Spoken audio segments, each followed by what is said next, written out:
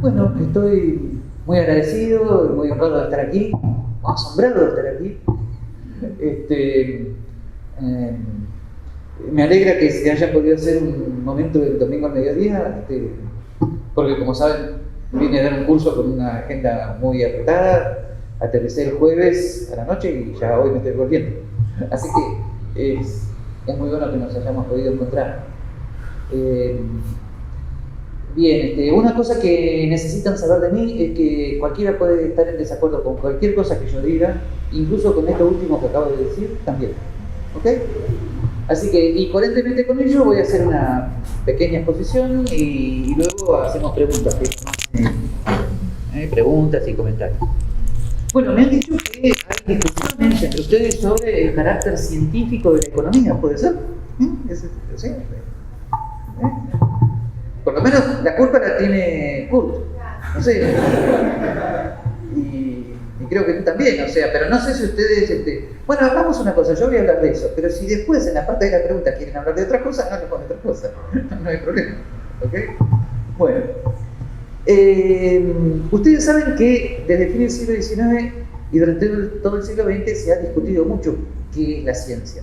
No es algo tan unificado como se supone. Tenemos la imagen de que la ciencia es el método experimental, y que el método experimental o empírico sería el único lugar donde lograríamos la certeza, la objetividad, la verdad, ¿no? Tenemos esa imagen intronizada de la ciencia, ¿no? Como que la ciencia sería como el único lugar donde nos libramos de nuestras habituales discusiones y diferencias. La ciencia sería lo sólido, lo objetivo, como la ciencia sería como el lugar donde el ser humano logró librarse de sí mismo. Pero eso está muy debatido. La ciencia no es algo tan endiosado como se la supone habitualmente. Es algo muy humano. Me da la leve impresión de que algo se cayó. Vamos a comenzar con Karl Popper. Karl Popper, uno de los más grandes filósofos de la ciencia del siglo XX, tenía una visión más humilde de la ciencia. La ciencia para Karl Popper es como entrar a una habitación a oscuras, donde nunca se puede prender la luz. Él se tomaba muy en serio la ignorancia del ser humano. Entonces, si entramos a una habitación a oscuras donde no se puede prender la luz, donde no hay luz, la única manera de compensar esa oscuridad es proyectar la luz de la imaginación.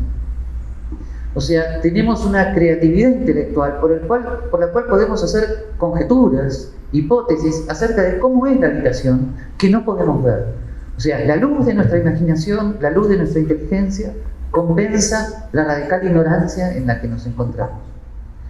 Entonces, lo que puede hacer nuestra inteligencia es inventar y proyectar hipótesis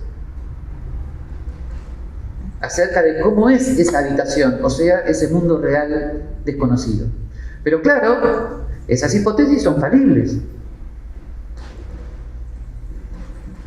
Son hipótesis falibles, porque claro, nosotros los seres humanos tenemos una gran imaginación, podemos inventar hipótesis acerca del mundo físico, pero el precio de esa invención es la falibilidad. Me dirán, ¿y entonces qué? Bueno, hay algo de la realidad que puede llegar a chocar con nosotros. O sea, entonces si yo presupongo que en la habitación no hay nada y puedo seguir adelante con cuidado y no choco con nada, entonces, según Karl Popper, quiere decir que no soy refutado. Pero si yo voy avanzando en la habitación, ¿no? Y yo digo, me parece que hay algo a mi... ¿Esta es la izquierda o la derecha? No, la derecha. Me parece que hay algo a mi derecha, tampoco soy refutado. Pero si yo llego a decir, me parece que no hay nada delante mío, entonces choco. Y ese choque es la refutación. Por algo, uno de los grandes libros de Karl Popper se llama Conjeturas y Refutaciones. ¿Ok? Desde luego, les sintetizo un poco el espíritu de la filosofía de Karl Popper. Cuando choco con algo, no es que abro los ojos y prendo la luz. No hay ni luz ni ojos. Tengo que seguir imaginando qué es aquello con lo que choqué, tengo que seguir corrigiendo la hipótesis permanentemente. Para Karl Popper, los 24 siglos de la historia occidental, los 27 que van del siglo VII a.C. hasta el siglo XX, es un proceso permanente de conjeturas y refutaciones, de ir corrigiendo las hipótesis que hemos hecho acerca del mundo físico y que son falibles. ¿No? Por lo tanto, para Karl Popper, el método científico consiste en partir de hipótesis falibles, llegar a ciertas consecuencias y ver de qué manera esas consecuencias se enfrentan con el método, con el mundo real. Esto es lo que se llama el método hipotético deductivo, ¿no? Acá estaría lo que llamamos testeo empírico. O sea, tenemos que ver si esas consecuencias no son refutadas o si chocamos con algo. Por ejemplo, casi todos ustedes han aprendido en el secundario algo de Newton, ¿no? Posiblemente no les gustó la física, pero algo nos acordamos, que gravedad, que masa, que peso, que inercia, todo eso, ¿no? Bueno, según Popper, eso es una conjetura, no es una certeza. Lo que ocurre es que desde 1690 y pico, que salió el libro de Newton, hasta 1900, esa conjetura no tuvo refutaciones. O sea, no hubo nada que contradijera a Newton. ¿Ven? Pero eso no quiere decir que Newton fuera la certeza total. ¿Ven? No, sencillamente era una hipótesis que hasta ahora no se había enfrentado con refutaciones. Newton, gracias a Dios, las hipótesis no son igual a lo real. El mundo real es infinitamente desconocido y mucho más amplio que la más grande de nuestras hipótesis. Por lo tanto, Newton no se pudo imaginar que había algo a lo cual sus principios de gravedad, de inercia, no llegaban. Ese algo recién comienza a ser trabajado en 1900 cuando sale el primer artículo de la física cuántica, ¿no?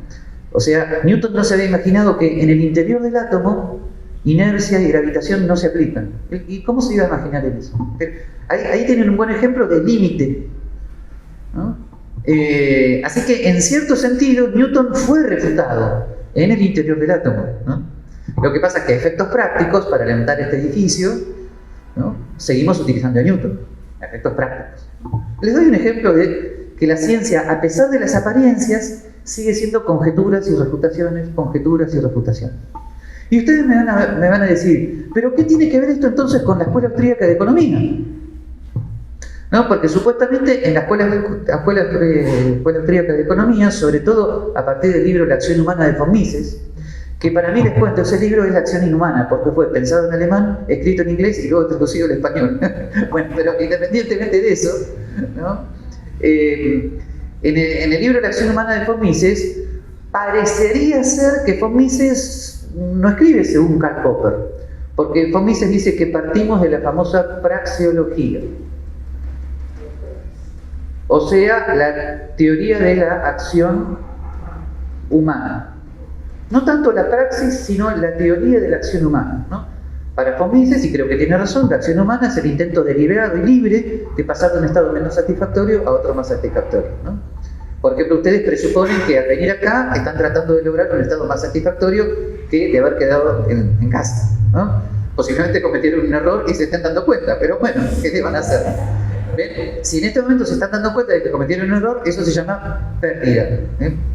Y si dicen, pero qué fascinante estuvo la conferencia sobre von Mises y Popper y todas esas cosas raras, van a decir, he obtenido una ganancia, ¿no? Bueno, entonces, von Mises dice que partimos del conocimiento de la acción humana. En la acción humana hay cosas tan importantes, subjetiva del valor, cómo manejamos el tema del tiempo, donde surge el tema, por ejemplo, del interés originario y este tipo de cosas tan importantes, y todo eso lo aplicamos al mercado, o sea, al libre intercambio de bienes y servicios bajo precios monetarios, y a partir de todo esto deducimos lo que von Mises llamaba, con un nombre raro, cataláctica, ¿no?, o ciencia económica, ¿no?, que tiene los capítulos que ustedes ya saben, ¿no? Precios, bienes de consumo, factores de producción, naturaleza, capital, trabajo, etcétera, etcétera. Bueno, todo eso se va deduciendo a partir de la acción humana. Entonces, ¿qué tiene que ver esto con el método hipotético deductivo del que habla Popper? Bueno, algo tiene que ver. ¿Por qué? Porque nosotros podríamos considerar que la acción humana es, en parte, una hipótesis. ¿Qué quiere decir eso? Que nosotros podríamos llegar a considerar que la teoría de la acción humana de von Mises es la hipótesis de la cual estamos partiendo y que las consecuencias es toda esta teoría económica. La teoría económica sobre los precios, los factores de producción, etc. Y entonces nos queda toda la teoría económica, ¿no?, estructurada a partir de la acción humana con consecuencias, que las consecuencias son esos capítulos del libro de von Mises sobre el mercado y los factores de producción, etc. Bien. Esto, según von Mises, es a priori. En eso no hay ninguna contradicción con Popper, porque las hipótesis también son a priori. ¿Qué quiere decir a priori? Antes de chocar con algo, yo ya tengo la hipótesis. Eso es a priori, ¿no? Bien. Ahora, ¿por qué? Alguien podría decir, si partimos de la acción humana y de la teoría de la acción humana tenemos certeza, ¿no podríamos decir que la economía tiene mucha mayor certeza que la física? Tal vez, sí, la teoría de la acción humana es una teoría muy filosóficamente fundada, pero, dice von Mises, esta es mi interpretación, hay otras interpretaciones, en el medio, acá, antes de pasar a la teoría del mercado, hay que agregar lo que von Mises llama, bueno, sí, vamos a buscarlo con esto, los presupuestos del mundo real. Los presupuestos del mundo real, a saber que estamos aplicando la acción humana a un mundo real. ¿Real qué quiere decir? Que es un mercado de oferta y demanda con precios monetarios, ¿no? Entonces, aplicamos esos presupuestos del mundo real y deducimos la teoría económica. Bueno, en ese sentido, podríamos decir que toda la teoría económica de Ludwig von Mises es una teoría o hipótesis que luego aplicamos a una situación concreta. Esto es lo que von Mises hacía desde 1908 hasta 1934, cuando fue asesor de la Cámara de Comercio vienesa. Él aplicaba su propia teoría económica a las circunstancias económicas de la Austria de su momento. ¿Ok? ¿Y hay alguna especie de... ¿hay algo parecido a conjeturas y refutaciones? Hay algo parecido, se llama pensar. ¿Qué quiere decir? Supongamos que yo voy haciendo recomendaciones como economista de coyuntura y siempre me salen mal. Entonces uno se podría quedar pensando, ¿qué pasa? ¿Estoy entendiendo mal la situación concreta? ¿O habrá algo en la hipótesis que tengo que llegar a modificar? ¿Ven? Eso es pensar. Supongamos que estoy haciendo ciertas aplicaciones a la circunstancia concreta y hago ciertas predicciones, y las predicciones más o menos van resultando. Bueno, eso podría llegar a significar que tal vez, no que mi ciencia es necesariamente verdadera, pero que más o menos voy bien, ¿no? Bueno, por ejemplo, von Mises en 1912 escribió un gran libro que se llama Teoría de la moneda y el crédito. ¿Lo aplicó él a la circunstancia europea de su momento? Sí. Empezó a decir, no emitan moneda, los bancos centrales permanezcan fieles al patrón oro, o de lo contrario van a entrar en hiperinflación. Y bueno, y tenía razón, más o menos las recomendaciones de von Mises se iban cumpliendo. Lo que pasa es que hay una gran diferencia entre la economía como teoría general y las explicaciones que ustedes pueden hacer al caso concreto, ¿no? Ustedes me van a preguntar, ¿se equivocó von Mises alguna vez en un caso concreto? Sí. Por ejemplo, en 1921 recomendó que el Banco Central Austríaco se uniera al Banco Central Alemán para evitar la hiperinflación en Austria. Pero después la hiperinflación vino en Alemania. ¿no? La recomendación concreta estuvo equivocada, pero eso no quiere decir que la teoría, en cuanto tal, de la cual él estaba partiendo, estuviera equivocada. En este sentido, podríamos decir que la ciencia económica es una ciencia porque parte, ¿no?, de una teoría general, deduce ciertas consecuencias que son también teoría general, que son todos los capítulos del libro de la acción humana de von Mises, y además la aplicamos a una situación concreta que es múltiple, que tiene muchos factores, y en esa aplicación no nos queda otra que quedarnos pensando acerca de si nuestra hipótesis ha sido suficiente para manejar el caso concreto. Y esto es algo parecido a lo que Karl Popper llamaba conjeturas y refutaciones, ¿no? Cuando yo dije que la praxeología es en parte una hipótesis, quise decir que puede funcionar como una hipótesis. De todos modos, la praxeología de von Mises, o sea, la teoría de la acción humana, tiene fundamentos filosóficos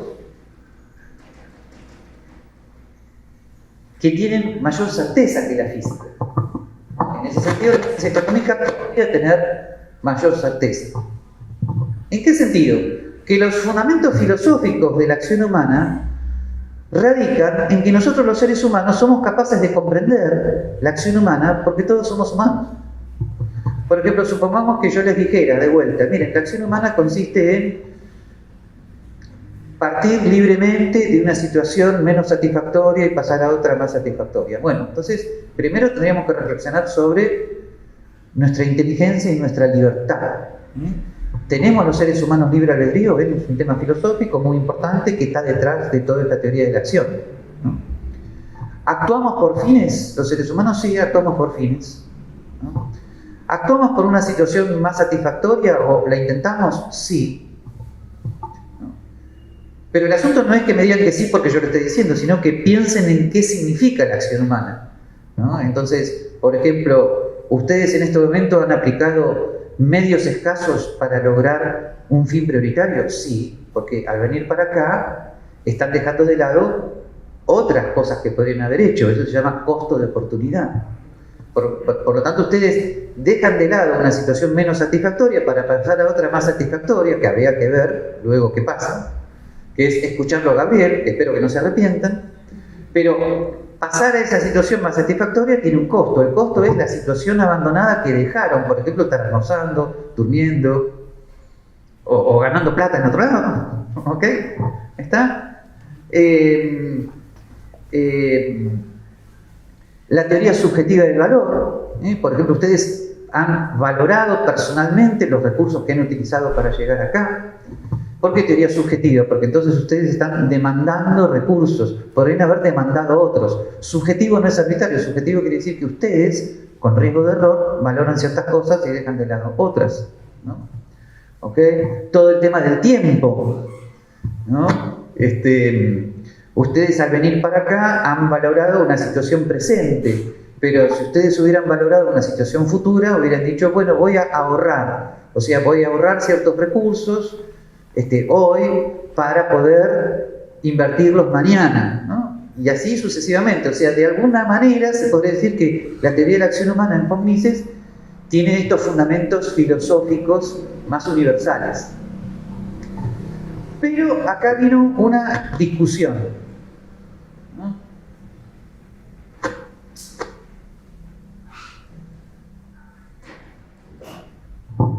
Una discusión entre la interpretación que hace Rothbard, la interpretación que hace Murray Rothbard de la economía de von Mises y otra interpretación que hace un economista austríaco que se llama Fritz Machlup. ¿Qué quiere decir esto? Rothbard dice que la economía de von Mises tiene absoluta certeza, ¿no? Y Machlup dice no tanto. ¿Por qué? Porque McClure le da mucha importancia a esto, al tema de las condiciones del mundo real. O sea, la economía de von Mises es a priori, pero, cuidado, tenemos que introducir por el medio ciertas condiciones del mundo real en la cual puede haber error. ¿Ok? Así que no tiene tanta certeza. Tiene más certeza que la física porque podemos estar filosóficamente seguros acerca de lo que significa la acción humana, pero no es tan certera, ¿no? Por algo la economía puede seguir progresando, o la economía, o la Escuela Austríaca de Economía puede seguir como autocorrigiéndose, puede seguir progresando, ¿no? La versión de Rothbard se basa en algunos textos de von Mises, donde von Mises afirmaba que en las ciencias sociales no aparece lo que en ciencias naturales se llama el testeo empírico.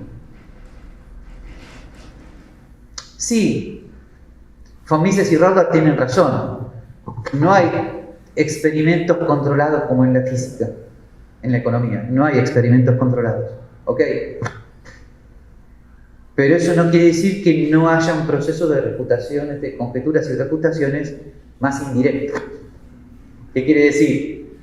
Que nuestra Escuela Austríaca de Economía puede estar muy bien fundamentada filosóficamente. La Escuela Austríaca de Economía tiene ciertas posiciones que también están muy bien elaboradas desde el punto de vista teórico y parecen como un muy buen instrumento para predecir en el mundo real lo que va a suceder, pero eso no quiere decir que no nos podamos quedar pensando en determinados momentos sobre que si hay que hacer algunos ajustes o correcciones o lo que sea. ¿Está? O sea, la Escuela Austríaca de Economía no es algo acabado para siempre, no es igual que el teorema de Pitágoras, eso es lo que les quiero decir. ¿Está? Así que de alguna manera también hay conjeturas y refutaciones en la Escuela Austríaca de Economía. Por ejemplo, después de la crisis del 2008, toda la teoría del ciclo económico en la Escuela Austríaca tuvo que ser relativamente ajustada un poquito a las nuevas circunstancias históricas, ¿no? De todos modos, se podría decir que la Escuela Austríaca ha mantenido en el tiempo ciertas hipótesis fundamentales, ¿no? Por ejemplo, la teoría subjetiva del valor, la teoría de la utilidad marginal, la teoría del ciclo económico, la teoría del interés como el valor que le damos al bien en el futuro, la imposibilidad de cálculo económico en el socialismo, ¿okay? La teoría del mercado como proceso, o sea, como un ajuste permanente entre oferta y demanda con conocimiento disperso, la noción de orden espontáneo, que eso está en Hayek, como justamente que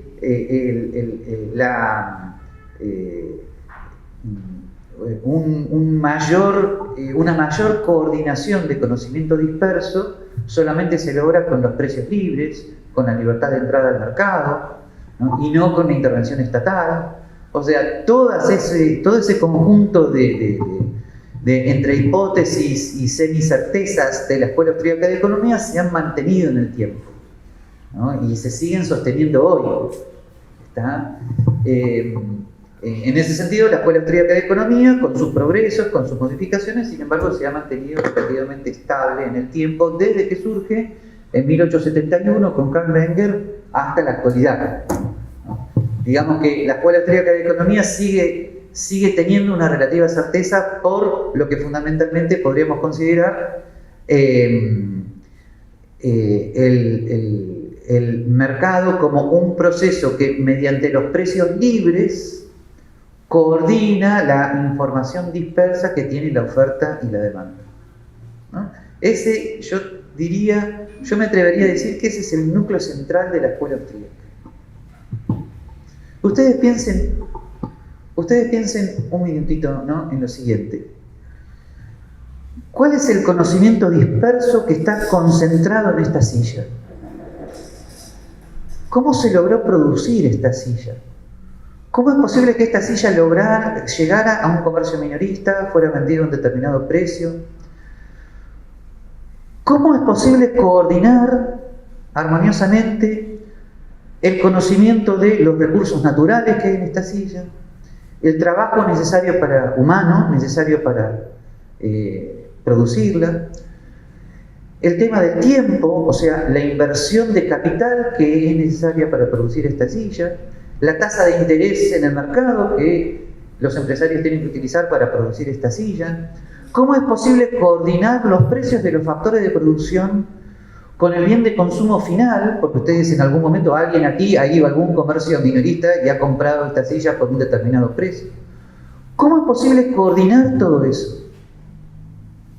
¿Cómo es posible coordinar millones y millones de seres humanos con conocimiento disperso que además no se conocen para la producción de esta silla?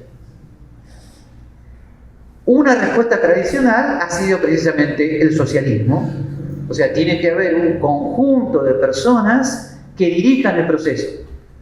4 o 5 personas que tengan el conocimiento suficiente para dirigir el proceso. La respuesta de la escuela austríaca, sobre todo en Mises y en Hayek, y eso sigue siendo así, es al revés. Todas las personas tienen conocimiento disperso, son ignorantes, y la manera de coordinar ese conocimiento disperso es el precio libre en el mercado.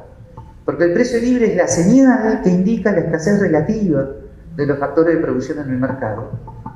Y por eso el mercado tiene que ser libre, porque libre quiere decir libre acceso al mercado para tratar de leer el mensaje que nos dan los precios.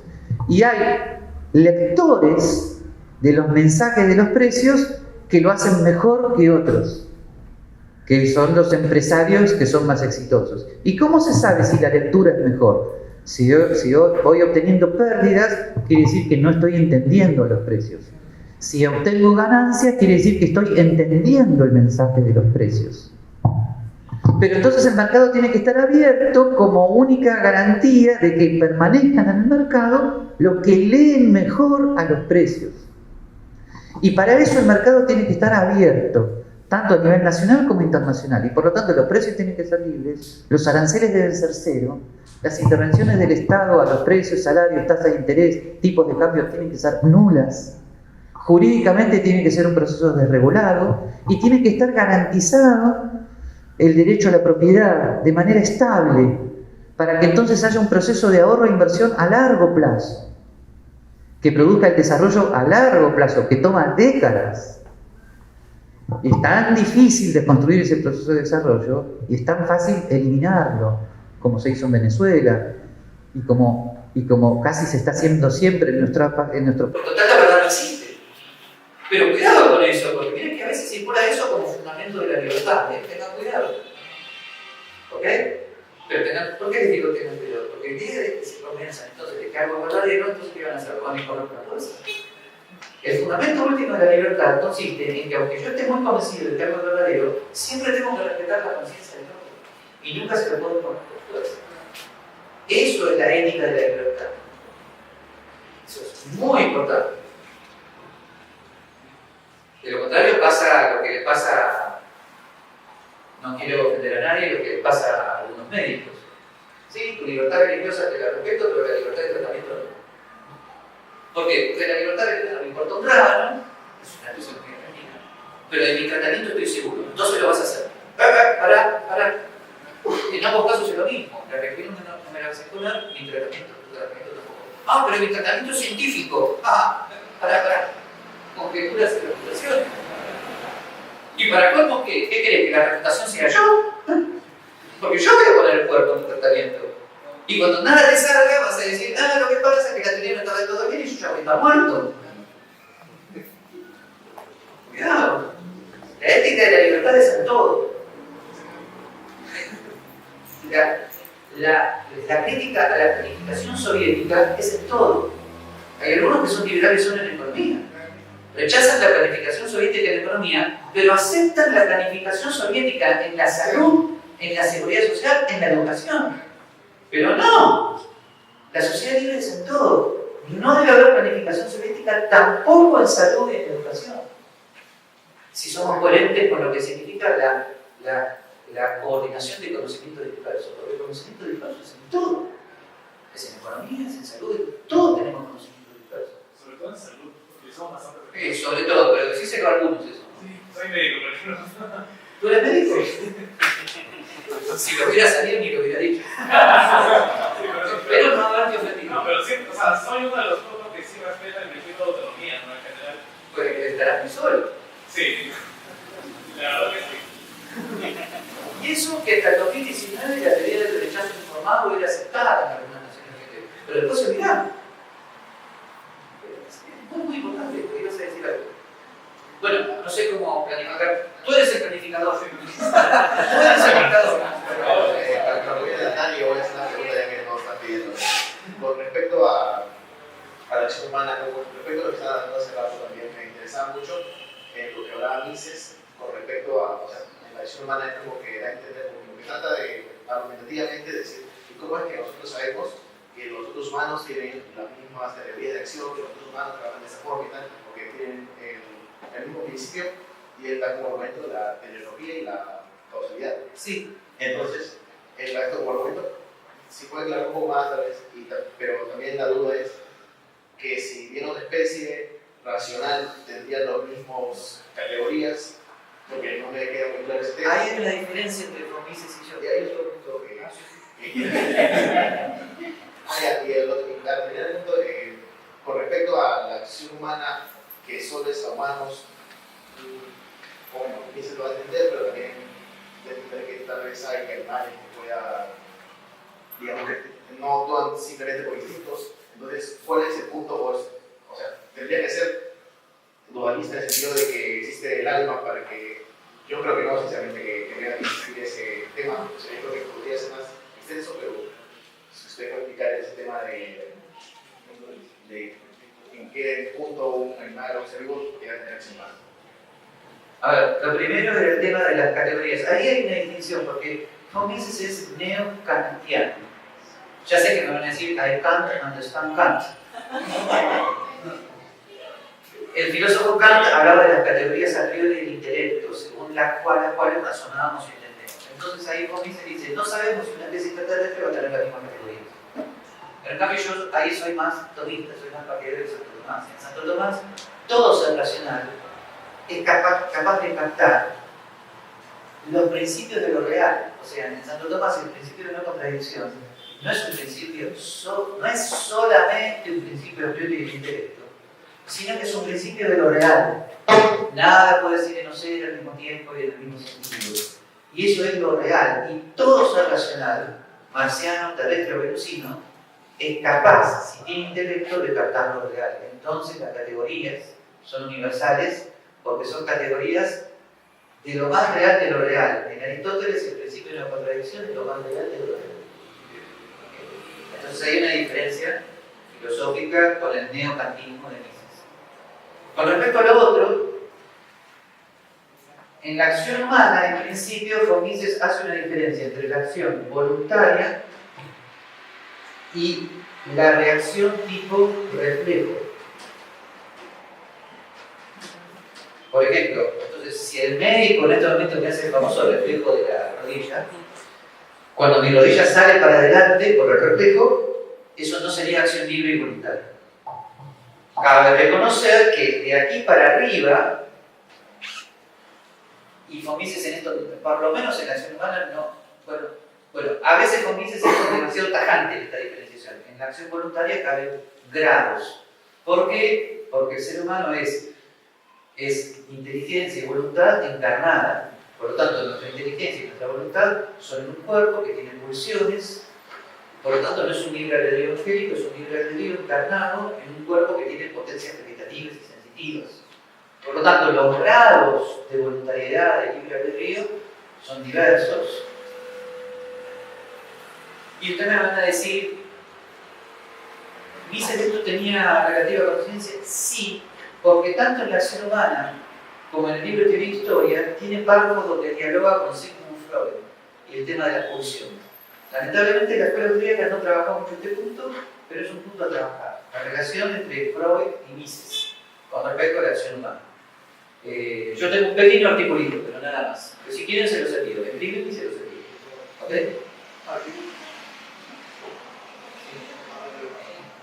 Y ahora falta la segunda, ya no sé. No, justo quería comentar de este tema. Porque en un cierto momento, un director de estudios centrados, y también un poco a través. Digo que en cierto momento me volví un lector un poco de estudios centrados, también un poco a través. Y sobre todo tiene una frase que es uno. Sale para ir lo que quiero llegar. Un hombre puede hacer lo que quiere, pero no puede querer lo que quiere. Entonces ahí ya entra un poco el tema del subconsciente.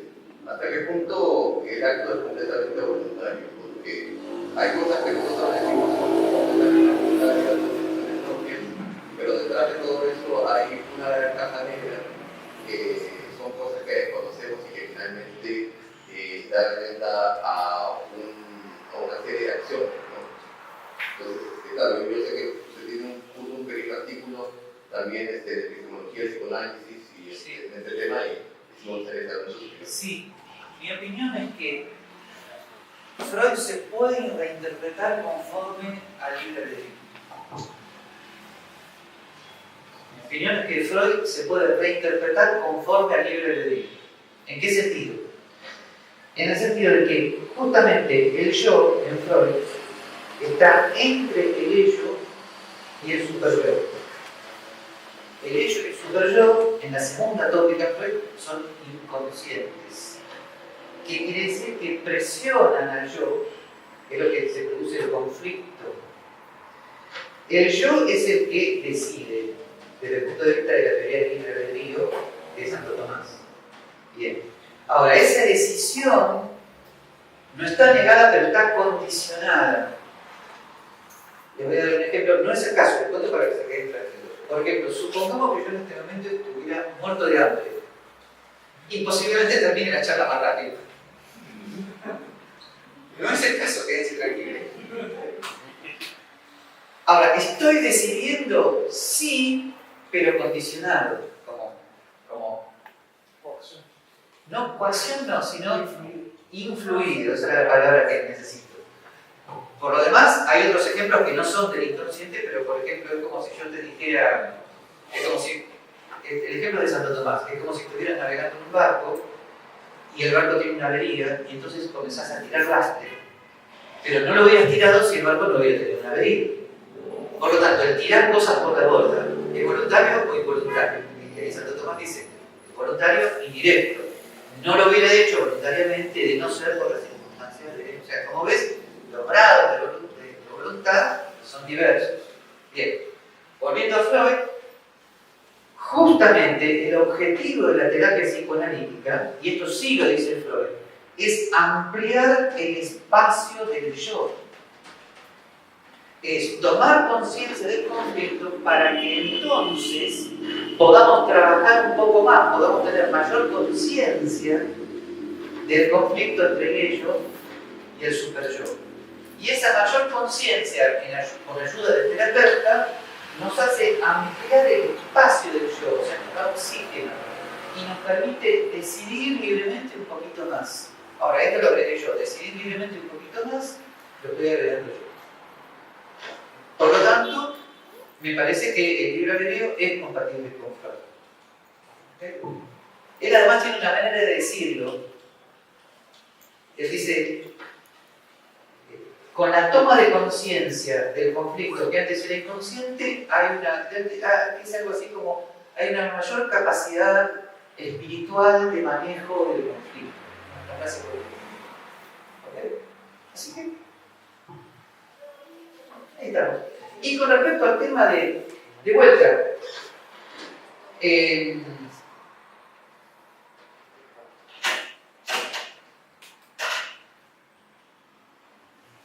una diferencia tajante entre la conducta animal y la conducta humana. Había una manera de resolver esto cuando había, si se quiere, una menor sensibilidad.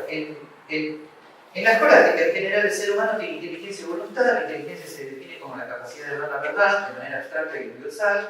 El libre albedrío se define como la capacidad de optar entre dos bienes, etcétera, etcétera. Bueno, como el animal tiene un conocimiento sensible solamente concreto, entonces no es capaz de abstraer y de universalizar. Y como no es capaz de universalizar, tampoco es capaz de decidir, porque para decidir hay que tener la noción de bien en abstracto y comparar los bienes concretos con la noción de bien en abstracto.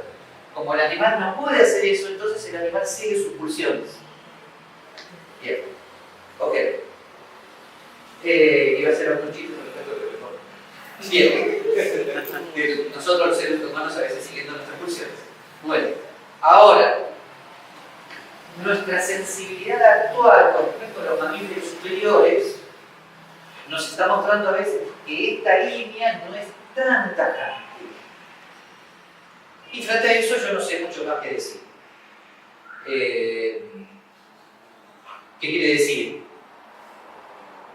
Que podemos llegar a mantener la línea porque acá estamos incurriendo en cierta docta ignorancia. O sea, yo la verdad, yo tengo una gatita a la que quiero mucho, además mi esposa y yo tenemos una gatita, y la verdad la tratamos como humana, ¿no? Y todos los días nos asombramos, ¿no?, de la acción casi humana de la gata hacia nosotros. Así que en ningún momento nos atreveríamos a maltratarla, menos aún abandonarla, menos aún matarla, ¿no? Pero, sin embargo, mantenemos todavía cierta lucidez. Y si algún vecino un día la daña y la mata, no lo vamos a poder acusar de asesinato. Lamentable. Bueno, porque legalmente está bien que todavía se mantenga esa diferencia. Pero digamos que en el siglo XX tenemos una mayor sensibilidad con respecto a ciertos mamíferos superiores. Pero reconozcamos que estamos en un grave problema. Problemas culturales que van a tardar mucho en solucionarse, porque finalmente la vaca, la pobrecita de la vaca es un mamífero superior o no. Tiene sensibilidad, es capaz de entender ciertas cosas, y sin embargo la comemos. Y nos quejamos mucho de los coreanos que comen perros, pero ellos pueden decir que ustedes comen vacas. ¿Y qué les vamos a responder? La verdad, ahí estamos en problemas, es un tema cultural, vaya, vamos a ver lo que sucede en el siglo 40. Los seres humanos, además, genéticamente somos carnívoros, ¿no? Necesitamos proteínas, sé que hay algunos médicos que piensan diferente, pero tengan cuidado porque hay una vegana que se acaba de morir, así que se enfrentó con una cierta reputación. Entonces, quiero decir, not so simple con este tema, esperemos un poquito, falta, ¿no? Pero vuelvo a decirles, la diferencia entre lo humano y el animal filosóficamente se puede seguir sosteniendo, ¿no? Pero con cuidado. Bueno, sí.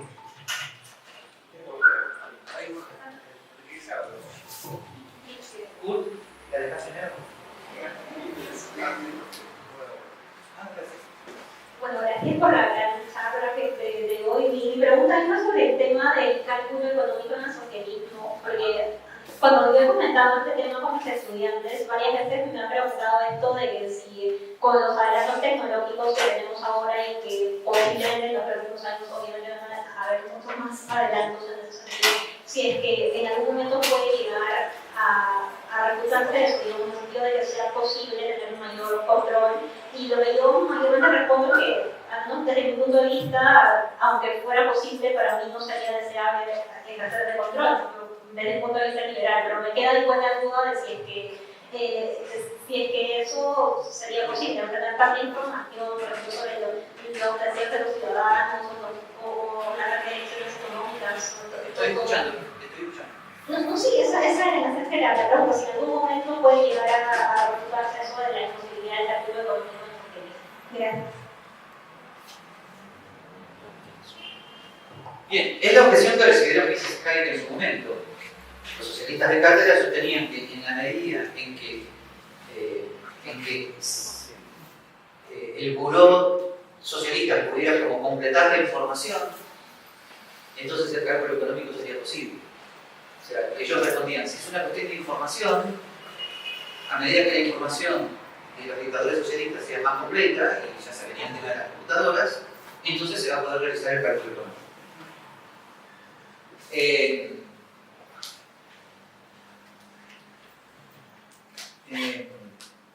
A lo cual Mises y Hayek respondieron perfeccionando la teoría del mercado como proceso, donde el mercado como proceso significa coordinación de conocimiento disperso. Pero fíjense que cuando yo toqué el tema, el lenguaje que yo utilicé no utilizó la palabra información. Yo dije leer el mensaje de los precios. Yo dije conocer. En ningún momento utilicé la palabra información. Pero en los economistas austríacos, en los chicagenses siempre, ¿no? Pero en los economistas austríacos, a veces conocimiento e información, esto en Hayek decía, a veces dice knowledge, a veces dice information, bits of information, disparate knowledge, lo utilizan como sinónimo. Y entonces vienen los chicagenses y dicen, no, ustedes están hablando del tema de la información que nosotros ya manejamos, es lo mismo. Yo creo que uno de los grandes progresos filosóficos de la escuela austríaca es ir tomando conciencia de la diferencia entre conocimiento e información. El conocimiento, la información es esto. O sea, un lugar donde hay bits, donde se graban, no mensajes, sino el canal físico del mensaje. La información es qué canal físico utilizamos para grabar el mensaje. Piedra, papiro, papel, silicio. Eso es información.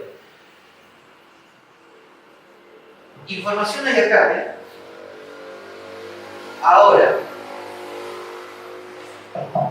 cuando yo abro el libro y yo humano lo leo, ahí pasa a ser conocimiento, o sea, interpretación del mensaje. Y la interpretación del mensaje ya no puede estar hecha por una máquina. La interpretación es un acto esencialmente intelectual, es decodificar el canal físico, colocar el texto en un contexto, para lo cual es necesario, ¿no?, algo que supera la información, que es la decodificación del mensaje, o sea, el captar el sentido de lo que está diciendo el mensaje. Y esa captación del sentido del conocimiento es exclusivamente humana y no la puede hacer ninguna acumulación de información.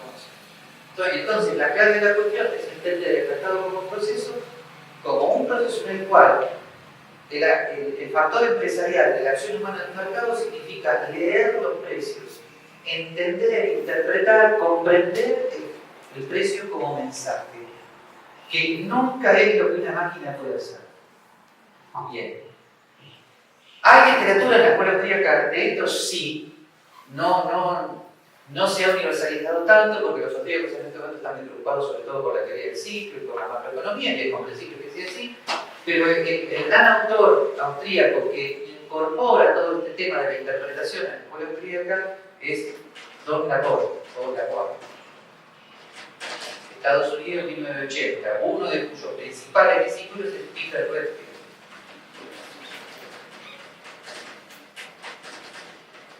Y Peter Redfield siempre está abierto a determinados papers que traten este tema y él se da cuenta de la importancia de esta cuestión.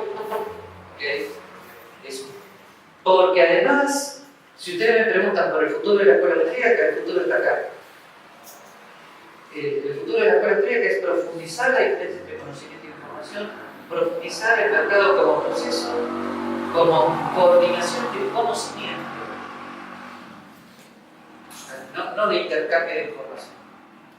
Y agrego, porque además, cuando ustedes leen el precio, inmediatamente se ponen a proyectar hacia el futuro la expectativa subjetiva, porque somos humanos. Pero viene otra pregunta, porque la filosofía es preguntarse por los porqués últimos. A su vez, ¿por qué somos seres humanos? Sin negar la teoría de la evolución, porque Dios nos ha creado humanos. Ahora vamos a ver, este es el triángulo. Naturaleza, Dios, naturaleza, efectos, etcétera, etcétera. Bueno, pero ¿qué pasa si estoy hablando con alguien que niega la existencia de Dios? Bueno, se mantiene esto. O sea, la naturaleza humana es la causa de las libertades individuales. Así que puede haber no creyentes que sean entre aristotélicos, estoicos o randianos, que sencillamente se basan en la naturaleza humana. Y en ese caso, el fundamento de las libertades individuales está en la naturaleza humana. El tema de Dios queda entre paréntesis. está la naturaleza humana, y la naturaleza humana es el gran punto de acuerdo. Sin embargo, en la teología protestante, la libertad radica no como acto según la naturaleza humana, sino que como un acto anterior, sino que refiere a Dios. Por eso el texto bíblico, más allá de la filosofía atomista, dice que solamente en Cristo hay libertad. Es que me parece que, yo no sé en qué teólogo protestante usted está pensando, pero tengan en cuenta que, Soy teólogo. bueno, ya en la época de Santo Tomás, antes del protestantismo, Santo Tomás se enfrenta con el voluntarismo teológico. ¿Qué quiere decir? Pero no es paulino eso. O sea, ¿qué es cuando va aquí? Cuando va la teología paulina, que en esencia reduce o explica necesariamente lo teológico. Lo que yo le quería decir es que la diferencia... Disculpe con vosotros, si usted me lleva necesariamente a tomar de vino la filosofía atomista, incluso previa a la atomista, a Agustín, yo lo saco de ahí y lo quiero llevar a la teología paulina, que en esencia justamente el fundamento del por qué la libertad no es un acto segundo, sino que es anterior a la naturaleza humana. No sé si nos estamos entendiendo. A ver, mi pregunta es, ¿el mandato no matarás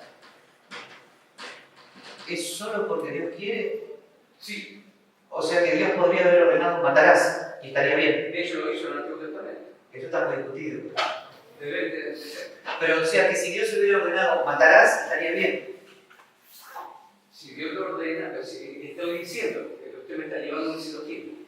De hecho lo plantea, teológicamente lo plantea y históricamente lo plantea. Por eso mi pregunta más allá de eso es, si Dios, si la naturaleza humana, si el hombre es creado a la imagen y semejanza de Dios, tanto hombre, él mismo plantea que la libertad se encuentra en él y no solamente como acto segundo.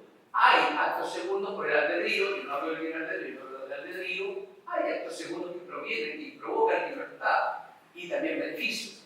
Pero anterior a ello, evidentemente que está Dios. Ah, entonces no lo había entendido y entonces estamos de acuerdo. ¿Okay? Claro que antes está Dios. Sí, sí, entonces no lo había entendido. Una última pregunta. Ok, gracias por su... Una última pregunta ya para cerrar. Mario. Bueno, tres últimas. ¿Qué tal, profesor? Un gusto tenerlo aquí en Perú. Quería saber cuál es su opinión de la Escuela Sueca Española y del trabajo del profesor Jesús Fuerte de Escuto y de toda la cama junto al profesor Miguel Llevas del anarquismo y la Escuela Sueca.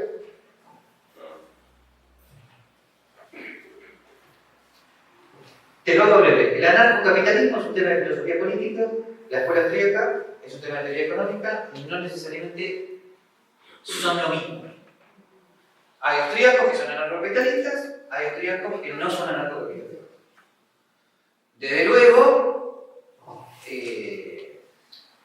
luego el debate es filosófico-político. Los anarcocapitalistas dicen si fueras coherente serías anarcocapitalista y los austríacos dicen, sobre todo los que manejan Hayek y Buchanan, el government es simplemente la administración de bienes públicos, entonces entra el debate de bienes públicos. Y yo no creo que sea un debate cerrado, un debate abierto. La administración de bienes públicos privados, obviamente, o sea, por ejemplo, el condominio tiene bienes públicos. En la medida que haya un condominio con bienes públicos, tienen un government. Ese es el debate. Es un debate abierto. Lo hago rápido porque tenemos tres preguntas. A ver, ¿cuál era la...? Bueno, gracias por acompañarnos hoy. Quería preguntarle, en todo caso, usted que es argentino, ¿qué opina de Javier Milei? ¿Le gusta su plan económico o de repente hay algún cambio? Gracias. No, más allá de lo que él sepa de economía, no lo creo capaz de gobernar. Mentalmente no está capacitado para gobernar.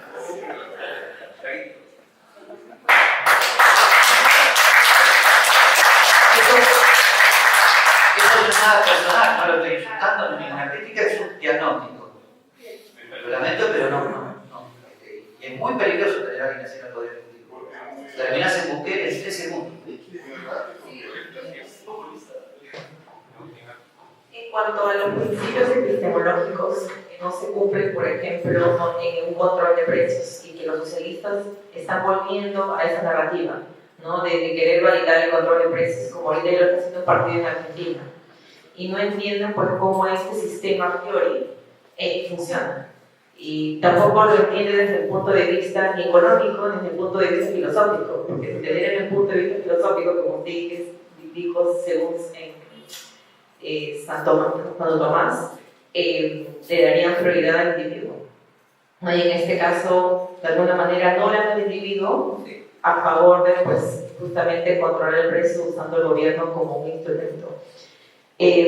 ¿Cuál sería su rol en cuanto al cambio, a una propuesta de cambio epistemológico en estas raíces filosóficas para de alguna manera contrarrestar este debate en contra del control del precio? Mi propuesta siempre ha sido la misma. La noción de mi propuesta es que la noción implícita de naturaleza humana que se encuentra en Adam Smith y en Hayek y en Mises, mi propuesta es que la noción de acción humana que está implícitamente en Adam Smith, en Hayek y en Mises tiene su mejor fundamento en Santo Tomás de Aquino. Por lo tanto, este diálogo es muy necesario, hay que profundizar en Santo Tomás y bajar de vuelta a estos autores para proporcionarles una antropología filosófica más firme, que ellos tienen de manera implícita y desordenada. Y eso sería el mejor modo de fundamentar filosóficamente a la escuela austríaca. De todos modos, si estás preocupada por un tema político más inmediato, entonces yo te diría que una manera de manejar intuitivamente la noción de naturaleza humana que es necesaria para el libre mercado sea insistir permanentemente en la imperfección de la naturaleza humana.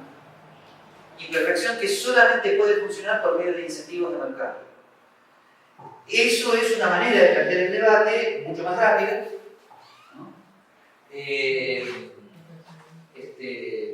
Pero se pueden enfrentar con la objeción de que sería preferible un ser humano cambiado para un sistema político nuevo. Y ahí la respuesta de ustedes tiene que ser rápida, ¿no? La pretensión de cambiar por la fuerza la naturaleza humana y producir un paraíso en la tierra es inmoral, conduce a un infierno en la tierra y tiene que decirlo rápido. O de lo contrario van a quedar como los malos del mercado al lado de los buenos de la utopía socialista. Tienen que moverse rápido. Bueno, y me parece que me tengo que ir porque tengo que tomar esta vida. Bueno.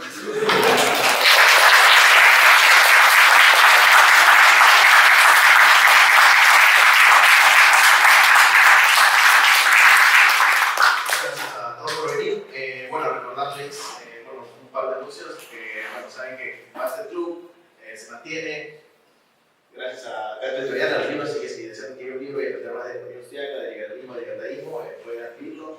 Y también agradecer al Partido Libertario porque estamos en el local. Y otro punto, y es que estamos en proceso de creación de un instituto